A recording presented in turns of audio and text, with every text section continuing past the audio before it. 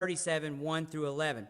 Now Jacob dwelt in the land where his father was a stranger, in the land of Canaan. This is the history of Jacob.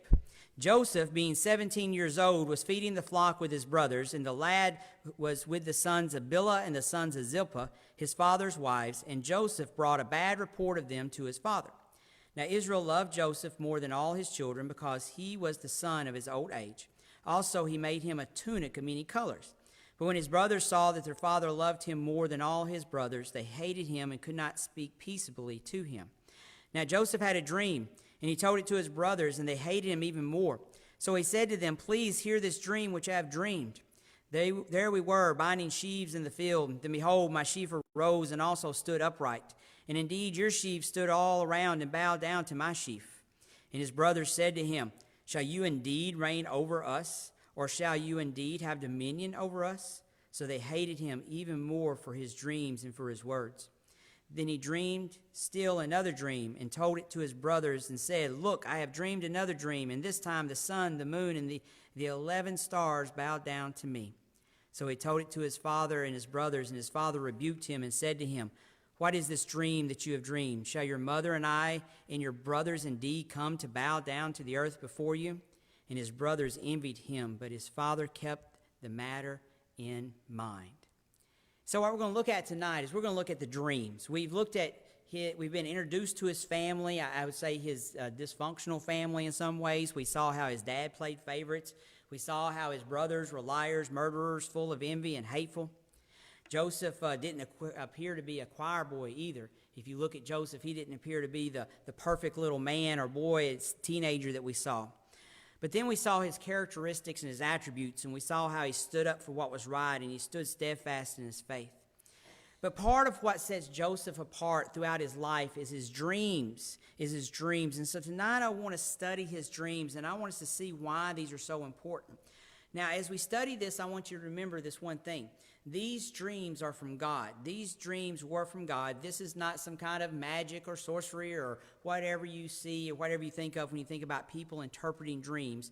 These are from God. And so they were from God for a reason and for a purpose. And so tonight we want to look at these two dreams that he had right now and see what they say. So in verses 5 through 8, we see Joseph have a dream. We see it telling him to his brothers, and we see them hating him even more.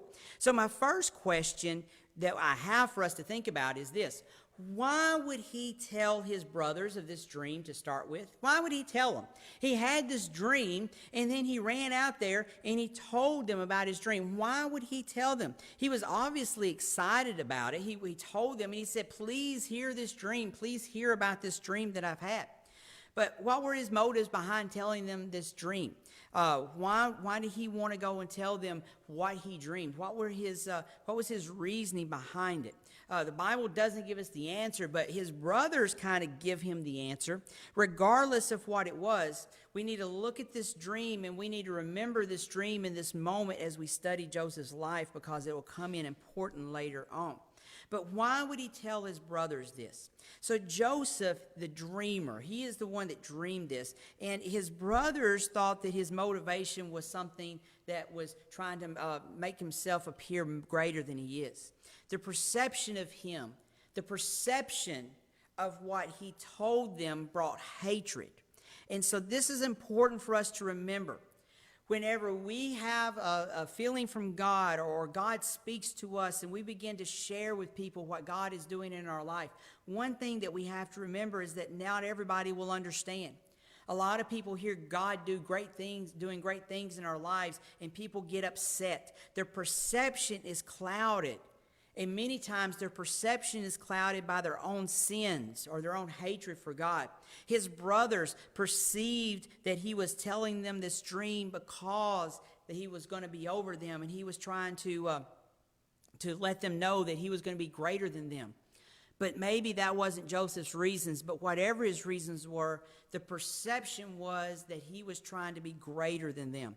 So you and I as Christians, we need to be sensitive to those around us sometimes. Yes, we have to share spiritual truth. Yes, we have to tell them about Jesus Christ. And yes, we have to tell them about what God is doing.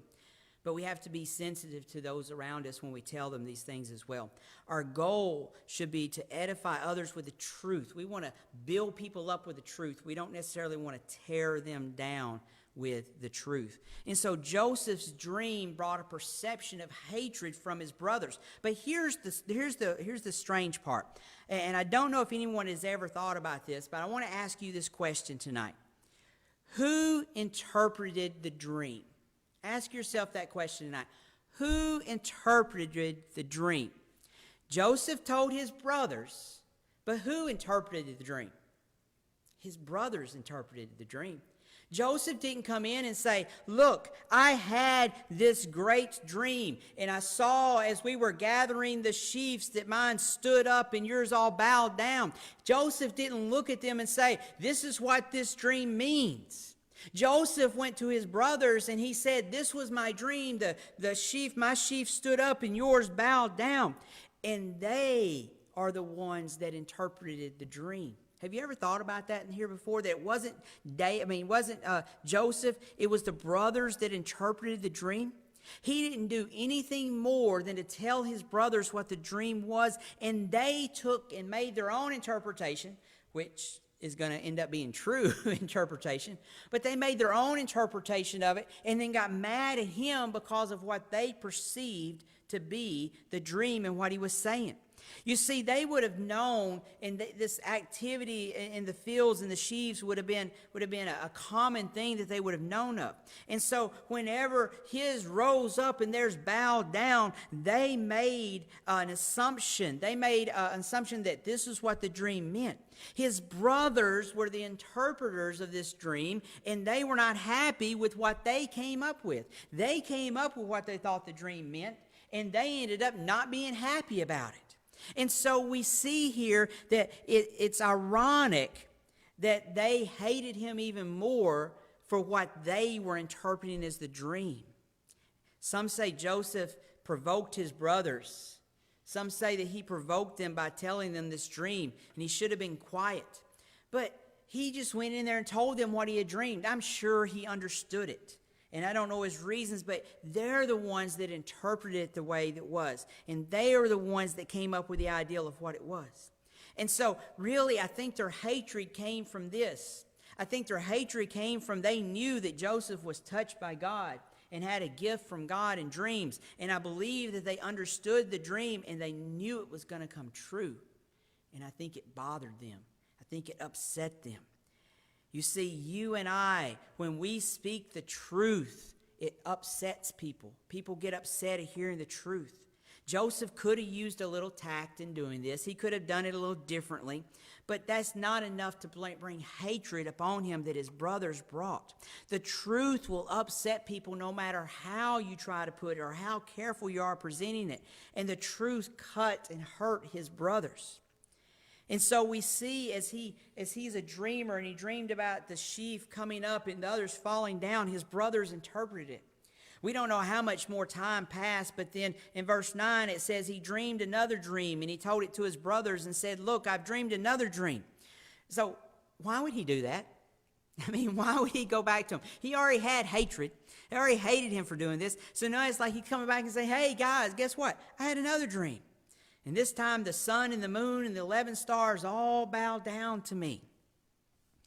And then in verse 10 it says he told it to his father and his brothers. So he told it to his brothers again. It's like he was warning them to get upset with him. We see him enthusiastically share his dreams, and we see them getting upset at the hatred of this. And both dreams symbolize his brothers bowing down to him.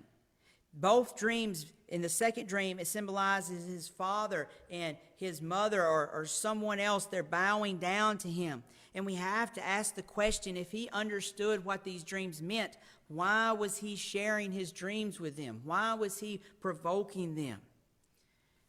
We can't answer that question, but what we have to understand is he saw this as a truth. He saw this as something from God, and he had to share.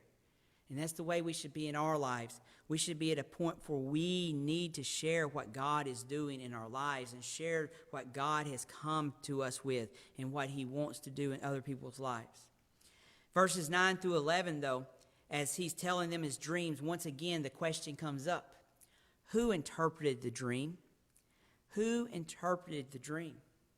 Once again, it wasn't Joseph coming to them saying, all of you are going to bow down and I'm going to be king over all of you. It wasn't that. It was Joseph telling them the dream, and the father and the brothers interpreting. The father this time rebuked him and says, what is this dream that you have dreamed? Shall your mother and I and your brothers indeed come bow down to the earth before you? Once again, the father this time was the one that interpreted, not Joseph. He didn't interpret this. And so, as we see here, his father interpreted, and then his father turned around and rebuked him. And the word that she used here for rebuke describes someone who's angry when they do it. He did it with anger. It wasn't as, Joseph, just stop telling us these things. It was a Joseph, anger in his heart and anger in his voice. And so he looked at him and said, what do you think? We're supposed to just bow down before you? He came to him in anger from a dream that he interpreted. That's the thing. As we tell people the truth, they will not like it all the time, and we will have anger. And that's what Joseph ended up having here. He had hatred brought toward him, anger brought toward him, because he was telling them the dream that God had placed before him. So what can we learn from these dreams? Well, one thing that we want to learn from this is that this was the start of God's plan for Joseph. This was the start of God's plan from Joseph. No one involved other than God. So if you look at this story, God gave him the dream. You have Joseph involved, the brothers involved, and Jacob involved. No one in this story other than God had a clue about what was going to happen in the future. They had no idea that this was going to be true. God was showing his future plans to everyone that was going to be involved, and none of them realized it. But at the moment he gave Joseph the dream, and Joseph went and he told his brothers, and their hatred was filled in their heart, that's when God's plan started, because it was that hatred that they had when he told them his dreams, this hatred that they had for him, that drove them to do what they're going to do in the next set of verses as we begin to look at those, that drive them to try to kill him. And the plan started when God gave Joseph the dream. And you and I have to understand that God has a plan for all of us. If we will keep our eyes open and we will listen to God, there's a plan out there for us. The plan may not always come about the way we want it to come, and it may not always look the way we want it to look. But God has a plan. And for Joseph, the plan started whenever he started dreaming and he told his brothers. His brothers in verse 19 that we'll look at later says, here comes that dreamer. They hated him because of his dreams. Here comes that dreamer, the one that says he'll be better than us. The dreams brought more hatred, enough hatred to put murder in the hearts of his own brothers. God has a plan for us. We must be willing to look for the plan. The thing we must understand, though, is God's plans are always beyond our understanding. God's plans are always beyond our understanding. If I asked you tonight, how would you answer this question? Do you know what is best for your life? Most people go, I know what's best for my life. Most of us, if I ask you, do you know what's best for your life? Most of us would gladly say, yes, I know what's best for my life. But the real answer is only God knows what is best for us. If you would have asked Joseph what was best for his life, he would have probably said to continue wearing the tunic, to continue dreaming, continue to do what I've been doing to my brothers, serving my father, and that was what's going to be best for my life. But God had a better plan for his life. God had a different plan. And when we begin to question God's plans for our lives, we begin to question God's sovereignty, and we begin to question his power, because what we're saying is we're saying, God, your plan is not good enough for me. And I don't think any of us want to look at God and say, God, your plan's not good enough. And I know it's hard for us to understand when tragedy hits, when illness hits, but we must see God moving in every area and understand that God has a plan. No one understood the dreams. No one understood the path Joseph was going to have to go down to fulfill those dreams. But God did. And God said, this is my plan for you. And we have to look back to God and we have to say, God, It's in your hands. Even if I'm sitting in a pit and I can't get out, it's in your hands. Which leads me to the next thing that Joseph's dreams can show us, is that his plans aren't always popular. His plans aren't always popular. In other words, not everyone will like God's plan for you or for them. How many times in our lives do we hear people say, well, I can't believe God would do that in their life? Or you go and you're excited about what God's doing in your life and you tell someone and they're like, oh. It's like the story I shared a few weeks ago about Adrian Rogers, great pastor. And whenever he was getting ready to go in ministry, someone was telling his parents he doesn't need to go in there. There's better things he can do for his life. God had a plan, but man had a different plan. God's plans aren't always popular. The brothers and the fathers didn't like his plan, God's plan. They didn't like their interpretation of God's plan. And God's plan may not be popular with those around us, but we must see God's plan and we must follow through. You can look in other parts of the Bible and you can see where God's plan wasn't always popular. Take a look go forward a little while and you see the book of Jonah, and you see God come to Jonah with a plan. And he said, Jonah, I want you to go to Nineveh, and I want you to preach to those evil people, and I want you to tell them what I'm going to do. And Jonah ran away from God. He ran because he didn't like God's plan. And then when he finally got back with God, God trapped him in the fish. He finally did what God wanted him to do. Then we see him pouting over the city because he didn't like what God was doing for the people of the city. We see him looking at God's plan and saying, God, it's not fair. And he was pouting the last time we see Jonah.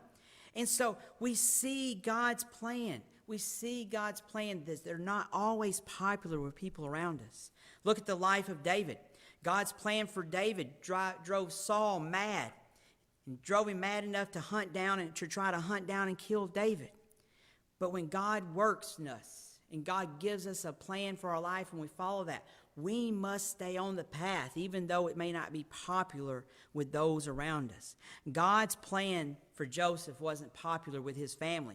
I'll be honest with you, if Joseph knew what God's plan was for him and knew all the trouble that he was getting ready to go through and all the torment that he was going to have to go through, Joseph would have said, I don't like that plan either.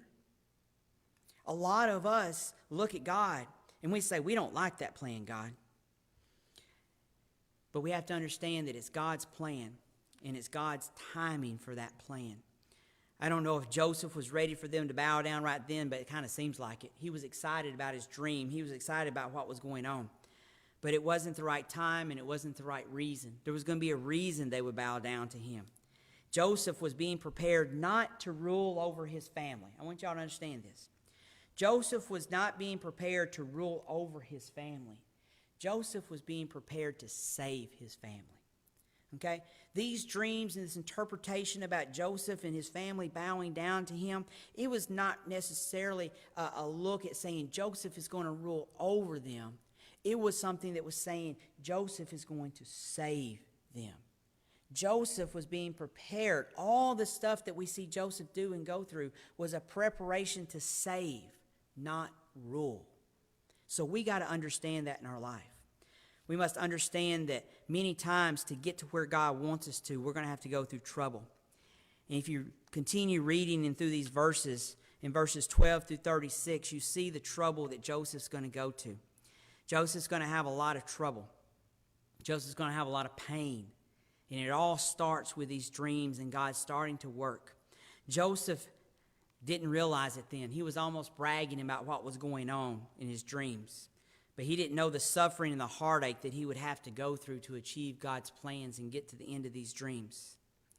There's a story in closing tonight in the New Testament of James and John. And their mother comes up to Jesus and she asks Jesus, she says, can one of my sons be on your right hand and one on the left whenever you rule? And Jesus said that they didn't realize the cup they would have to drink to do that, the trouble that they would go through, the torment that they would go through, the persecution they would go through. You see, most of us never truly feel the pain and suffering of following Jesus Christ. And we can be all thankful for that. But Joseph was about to realize the pain and suffering that he was going to have to go through to serve God. He's heading for a world of trials and tribulations, and he doesn't know it. But it won't be long before he'll begin to see God's plan unfolding before him. And as he begins to see the plan, he will understand one day what God has done, and that everything God did was for God's glory, not for Joseph's. So Joseph's dreams, a little more than we think, a little more than we look at them normally. Understand that these were dreams that God gave, that his family interpreted, but they led to what Joseph was going to do and who Joseph was going to be. So next week we're going to pick up in verse 12, and we're going to see what happened to Joseph. We'll go a little faster through these verses in 12 through 36 next week. But we'll see how Joseph's life of torment got started and what led to his brothers doing what they did to him next week as we get into this. And so Joseph's dreams, interpreted by his brothers, interpreted by his father, looking at what the future would hold so that Joseph could save his family and save God's chosen people. But we must remember this, that when God has a plan, we must follow that plan. It may not be popular, it may not be easy, but we must continue to go down that path that God has for us in our lives. So let's remember that as we wrap up Joseph and his dreams tonight in this study.